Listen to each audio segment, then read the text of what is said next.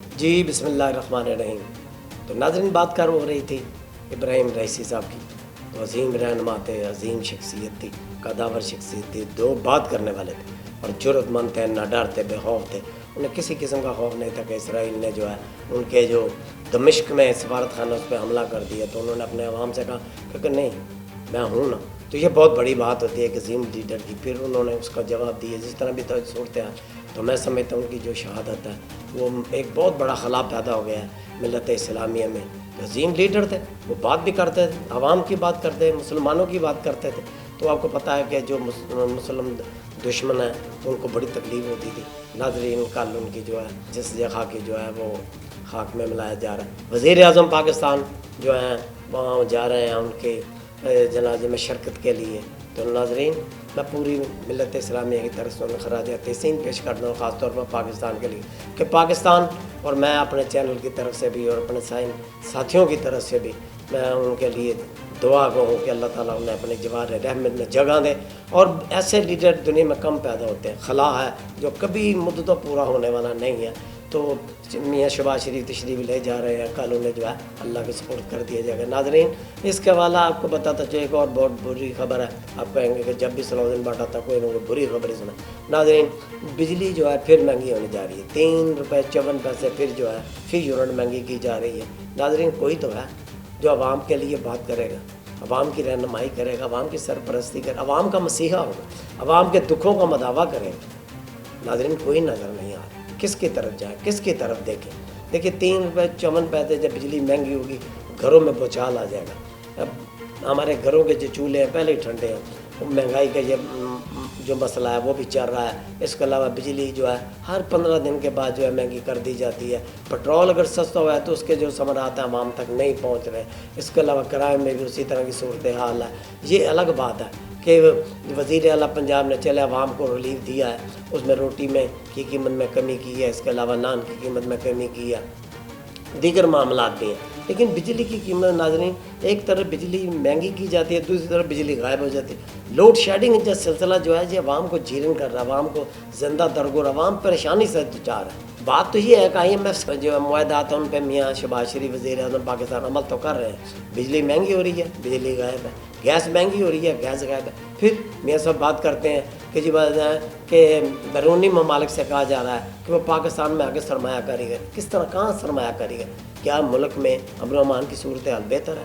کیا جی IMF نے یہ کہا ہے کہ جی آپ صنعتوں کو بجلی اور گیس کی جو سبسڈی دے رہے ہیں اس کو ختم کر دیں؟ تو کہاں سرمایہ کاری ہوگی، کہاں صنعتیں لگیں گی؟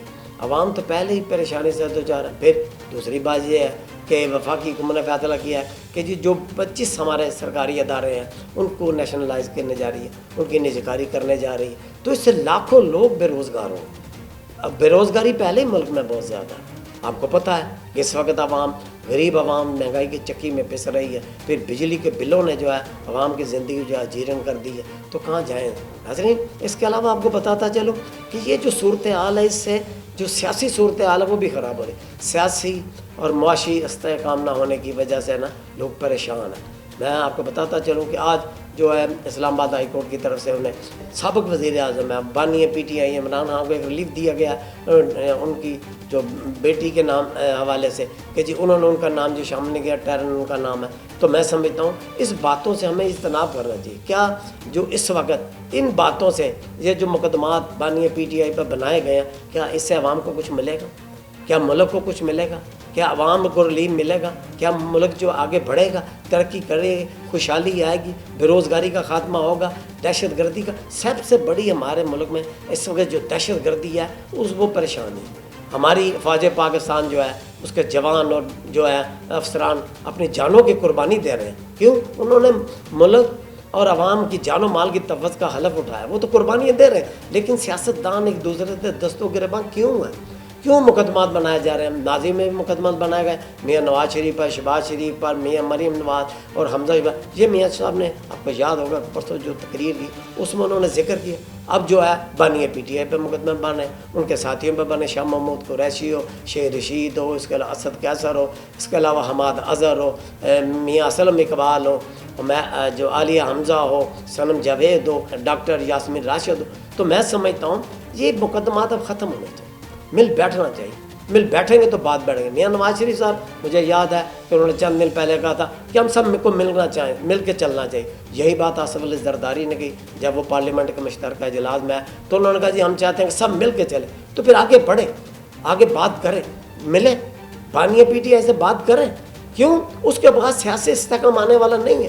سیاسی استحکام نہیں آئے گا, معاشی استحکام نہیں ہوگا, تو کہاں صنعتیں لگیں, کہاں بے روزگاری کا خاتمہ, کہاں بیرونی سرمایہ کار جو ہے پاکستان میں آ کے سرمایہ کاری کرے. ناظرین بات ہے, جب سے جو دبئی پراپرٹی لیکس آئی ہے, اس کے حوالے سے جو بیرونی دنیا کے سرمایہ کار ہیں وہ بھی تذبذب کا شکار, وہ پریشانی سے دو چار کہ اپنے جو پاکستانی ہیں 12 ارب ڈالر کی انہوں نے دبئی میں سرمایہ کاری کی ہے, تو وہ پاکستان میں کیوں نہیں کرتے؟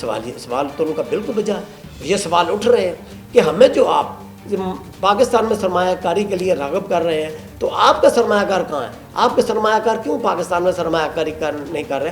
تو اس حوالے سے یہ دیکھنے والی چیز ہے. وہ اسی صورت میں ہے کہ جب ہم سب متحد ہوں گے, تمام سیاسی جماعتیں, تمام سیاسی قائدین, عمران خان ہو, میاں نواز شریف ہو, اس کے علاوہ آصف علی زرداری ہو, مولانا فضل الرحمان ہو. اب مولانا فضل الرحمان جو ہے وہ بھی آپ کو پتہ کہ 1 جون سے ملین مارچ کرنے چلے. وہ کس کے خلاف؟ پاکستان کے خلاف ہے. اس سے پاکستان کو کیا ملے گا؟ آپ حکومت تو گرا دیں گے, حکومت چلی جائے گی, کوئی اور حکومت آ جائے گی. ناظرین دوسری آپ کو علم میں بھی ہے, گزشتہ روز جو ہے پنجاب اسمبلی میں جو حد کے عزت بل جو ہے وہ پاس کر لیا گیا. یہ بل کیا تھا؟ اگر آپ سوچیں, اگر آپ مجھ سے بہتر جانتے بھی ہوں گے کہ جب نون لیگ کی حکومت اقتدار میں نہیں تھی تو یہی چیزیں جو تھی کہ جی ان کا یہ کہنا ہے کہ جی چونکہ الزامات لگائے جاتے ہیں سیاستدانوں پہ مختلف قسم کے, تو اس حوالے سے ان کی پکڑ دگڑ جو ہے صحافیوں پر قدغن لگانے کی بات. یہ صحافیوں پہ قدغن, مجھے یہ بتایا جائے کہ جب مسلم لیگ نون اقتدار میں نہیں تھی تو اس وقت کیا تھا؟ یہی لوگ, یہی سیاستدان جو ہے ہمیں فیڈ کرتے تھے کہ عمران خان یہ بات کر رہے ہیں, ہم لوگ ان کی زبان بنتے تو ہم عمران خان کے خلاف بات کرتے. آج کوئی بات ہی نہیں ہے. تو میں سمجھتا ہوں کہ ان چیزوں سے اجتناب کرنا چاہیے. آج لاہور پریس کلب میں جو ہے ارشد انصاری کی زیر صدارت, پی یو جے کے جنرل سیکرٹری ہیں ظاہر رفیق بٹی اور جنرل سیکرٹری حسنین ترمذی, اس کے علاوہ شہزاد بخاری تھے, اس کے علاوہ سنین اخلاق تھے, ان کی زیر صدارت ایک اجلاس ہوا ہے مشترکہ جو ہے جس میں جوائنٹ ایکشن کمیٹی کا اجلاس بلایا گیا ہے, تو جس میں انہوں نے اس قرارداد جو اب قانون پاس کیا کہ اس کی مسترد کرتے ہیں, انہوں نے کہا جی ہم اس کے خلاف احتجاج کریں گے. پھر تالہ بندی بھی کی گئی ہے, کوئٹہ پریس کلب کو بند کر دیا گیا. تو یہ چیزیں دیکھنے والی ہیں. کیوں صحافیوں کے ساتھ زیادتی کی جا رہی ہے؟ جب آپ اقتدار سے الگ آتے ہیں تو صحافی آپ کو اچھے لگتے ہیں, جب وہی آپ فیڈ کرتے ہیں. صحافیوں کو پتہ نہیں ہوتا کہ جی عمران خان کے ساتھ عمران خان نے کیا کیا ہے یا میاں نواز شریف نے کیا کیا, زرداری نے کیا کیا. آپ جو بات بتاتے ہیں صحافی آپ کی زبان بن جاتے ہیں. تو آج جب آپ کا اقتدار ہے تو میں سمجھتا ہوں ان چیزوں سے گریز کرنا چاہیے. ایسے جو بل پاس کرائے جا رہے ہیں ان کو نظر ثانی کی ضرورت ہے. اگر آپ صحافیوں کی زبان بند کریں گے تو اس سے یہ ہوگا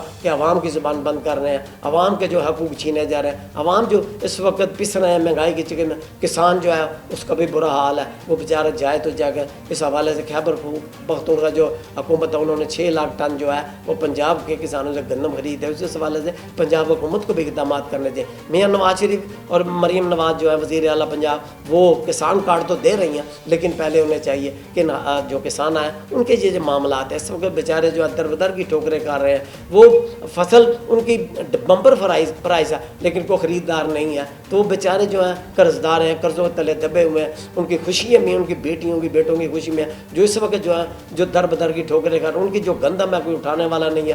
2500 روپے من جو ہے جو خریدار ہے, مڈل مین آڑتی خرید رہا ہے, تو وہ تو ان کی پیداوار بھی نہیں ہے. تو میں سمجھتا ہوں ناظرین اس حوالے سے حکومتوں کو چاہیے کہ وہ صحافیوں کے خلاف ایسے اقدامات کریں یا صحافیوں کے خلاف بل لانے سے قبل اس پہ نظر ثانی کریں. اور صحافی جو ہیں آج بھی جو عوام کی اب ہم بات کرتے ہیں, ملک کی بات کرتے ہیں, خوشحالی کی بات, ترقی کی بات ہے, دہشت گردی کے خاتمے کی بات کرتے ہیں, تو اگر ان پہ قدغن لگائی جائے گی تو وہ خاموش ہو جائیں گے. پھر آپ کے لیے پریشانی ہوگی. جب آپ اقتدار سے الگ ہوں گے پھر آپ ہمیں آواز دیں گے تو آپ کی بات سننے والا کوئی نہیں ہوگا. اس کے ساتھ ہی اپنے میزبان صلاح الدین بٹ کو کل تک کے لیے اجازت دیجیے. اللہ نگہبان.